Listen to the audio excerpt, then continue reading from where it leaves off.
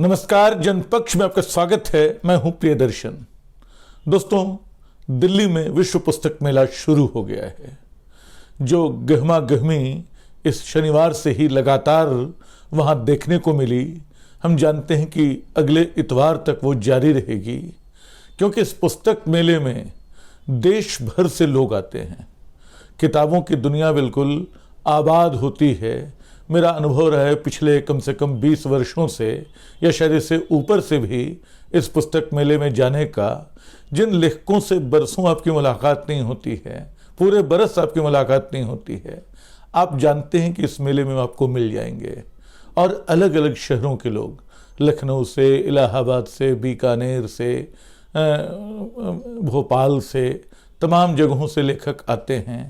सबसे बड़ी बात कि पुस्तक मेले में इतनी किताबें आती हैं, आप गुजरते जाएं। ये आपको बता दूं कि जो एक press release national book trust जिसका आयोजक है जारी करता है, उसके हिसाब से, मतलब बिल्कुल सरकारी सूचना है ये, इसका ज़्यादा मतलब नहीं है, फिर भी मतलब है, 35 देशों से प्रकाशक आ रहे हैं और 1000 से ज़्यादा प्रकाशक आ रहे हैं।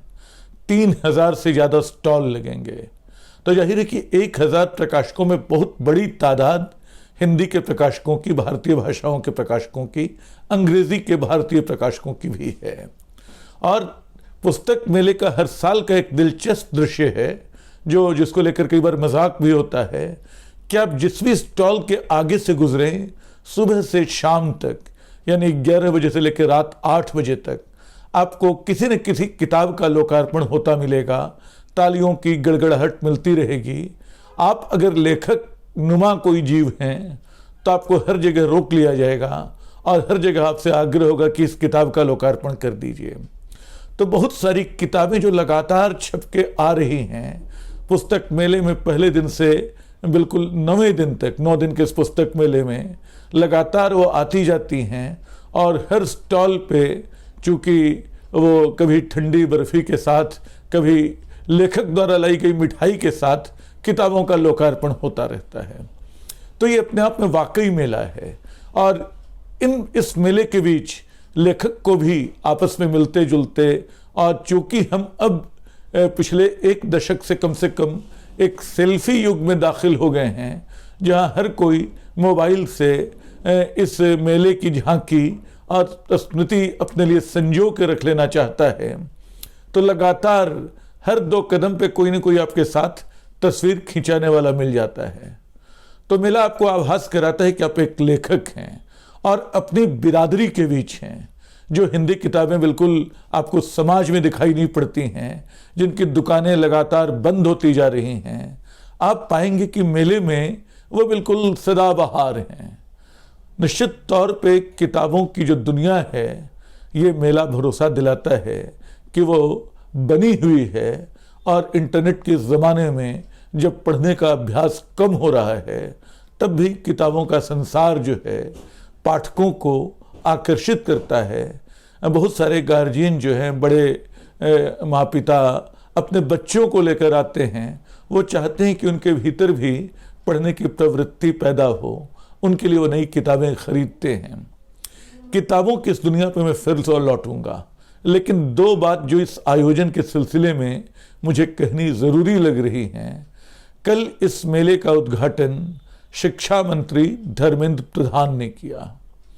विश्व पुस्तक मेले के उद्घाटन में चूंकि नेशनल बुक ट्रस्ट, जो एक तरह का स्वायत्त संस्थान होना चाहिए, लेकिन ऐसे सारे स्वायत्त संस्थान सरकारी संस्थानों में बदलते जा रहे हैं, तो स्वाभाविक मान लिया गया कि पुस्तक मेला हो तो उसका उद्घाटन मंत्री करे और कोई नई परंपरा नहीं होगी। लेकिन अक्सर ये परंपरा मुझे थोड़ी उदास कर जाती है। लगता है कि पुस्तक मेले का उद्घाटन किसी बड़े लेखक के हाथों क्यों नहीं हो रहा है। हिंदी के, अंग्रेजी के, भारतीय भाषाओं के, या विदेश से भी आमंत्रित किसी लेखक की, जब 35 देशों के प्रकाशक आ रहे हैं, तो कुछ लेखक भी आ रहे होंगे, उनसे आप करा सकते थे। कतर आपका इस अतिथि देश है। इस मेले में स्पेन पे फोकस किया गया है। स्पेन वो देश है जिसने कई बड़े लेखक पैदा किए। स्पेनिश वो भाषा है जिसमें हमारे सबसे महबूब लेखक आए हैं। लेकिन लेखकों की इस दुनिया को छोड़कर एक मंत्री जब पुस्तक मेले का उद्घाटन करता है तो वो अचानक उस मेले को थोड़ा सरकारी बना देता है, थोड़ा छोटा बना देता है। हालांकि मुझे ख्याल नहीं आ रहा है कि इसके पहले के तमाम पुस्तक मेलों में लेखकों ने कभी उद्घाटन किया है या नहीं इसका, लेकिन जो फिलहाल न्योता मिला है लोगों को, उसमें कार्ड पे या उसकी सूचना में, उसकी प्रेस विज्ञप्ति में एक भी लेखक का नाम शामिल नहीं है। किताबों के मेले में किताब लिखने वाला उसके उद्घाटन करने के कार्यक्रम में गायब है। तो एक शिकायत ये। दूसरी जो दिलचस्प बात है कि इस मेले में इस बार जो थीम रखी गई है, एक जिस पे खास तौर पे फोकस है, वो भारत का सैन्य इतिहास है। यानी उसको नाम दिया गया है भारतीय सैन्य इतिहास, शौर्य और प्रज्ञा। तो इस शौर्य और प्रज्ञा के तहत कहा जा रहा है कि इसमें 100 से ज़्यादा आयोजन होंगे, तरह तरह की किताबें होंगी, उन पे बातचीत होगी। बातचीत सेना के अधिकारी करेंगे, जनरल करेंगे, तमाम लोग करेंगे।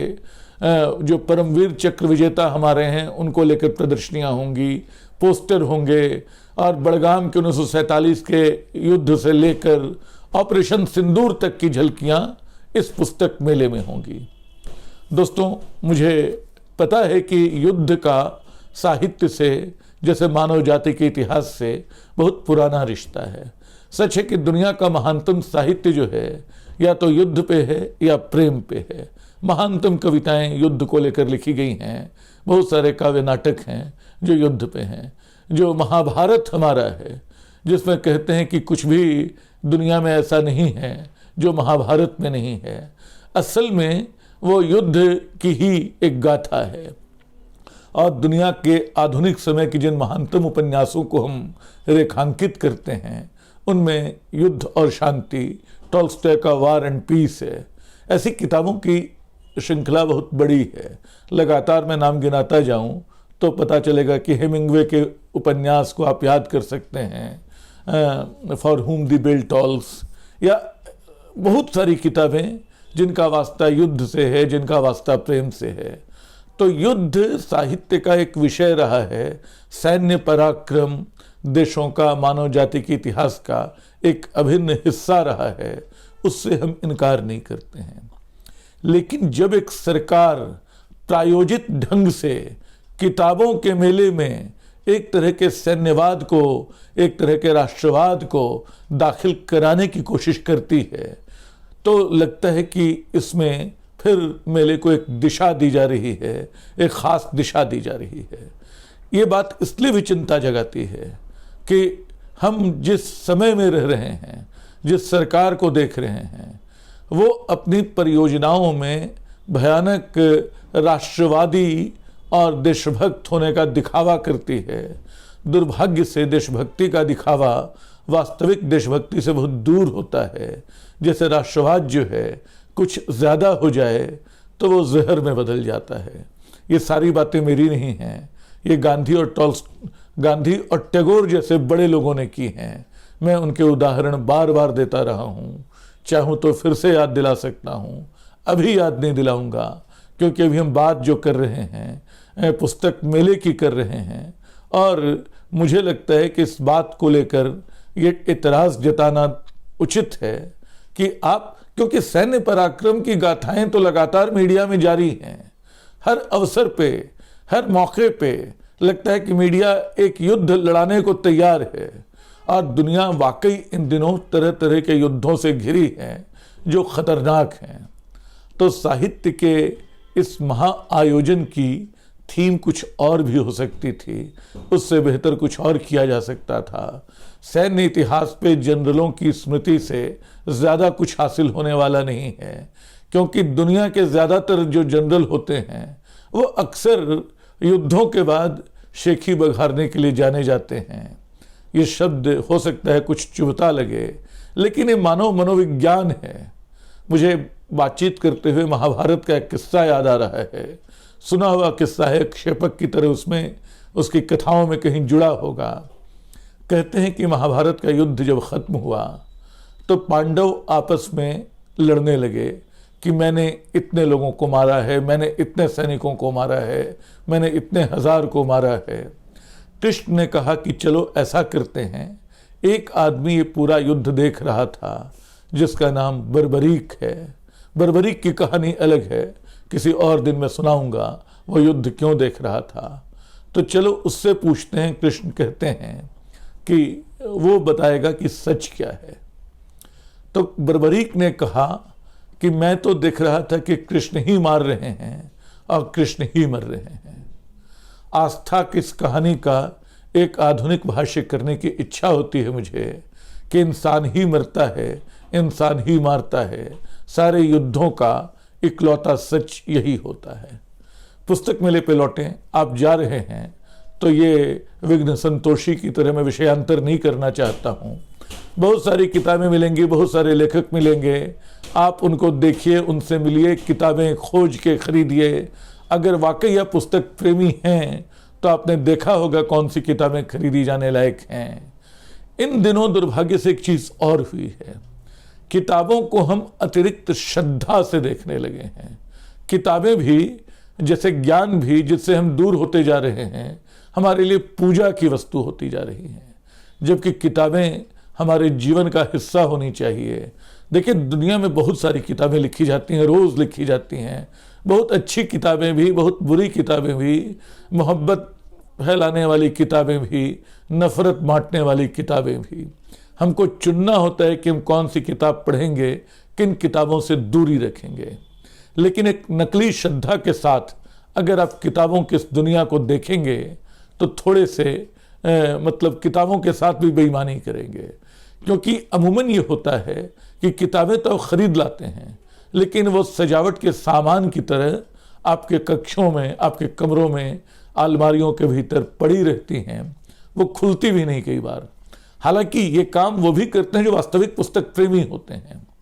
एक किताब जिसका जिक्र मैं बार बार करता हूँ, this is not the end of the book, जो दो लोगों उम्बेर्तो इको और जां क्लॉद कैरियर के बीच की बातचीत पर आधारित है।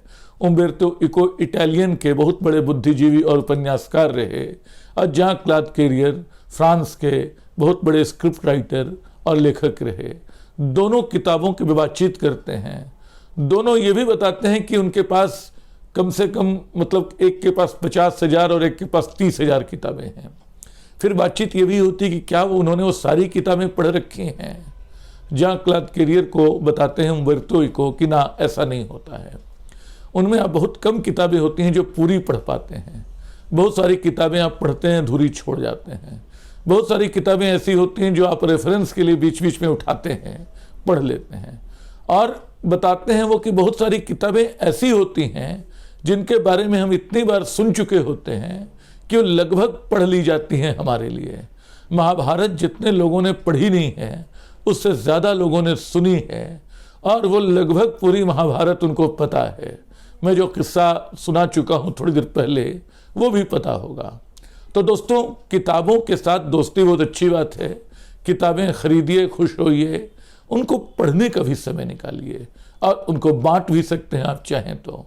मेला लगा हुआ है, मेले में हम होंगे, आप होंगे, किताबें होंगी, और कम से कम 10 दिन तक वो उत्सव होगा जिसमें बहुत सारी मायूसियों के बीच कि किताबें नहीं बिकती हैं, हिंदी का लेखक अपने समाज से का बेचेहरा प्राणी है, इन सब के बीच और बावजूद एक दुनिया पृष्ठों की, कलम की, कागज़ की, उनकी खुशबू की हमारे चारों तरफ महकती रहेगी। शायद हम आनंदित होंगे। ज़रूर आइए इस पुस्तक मेले में। शुक्रिया।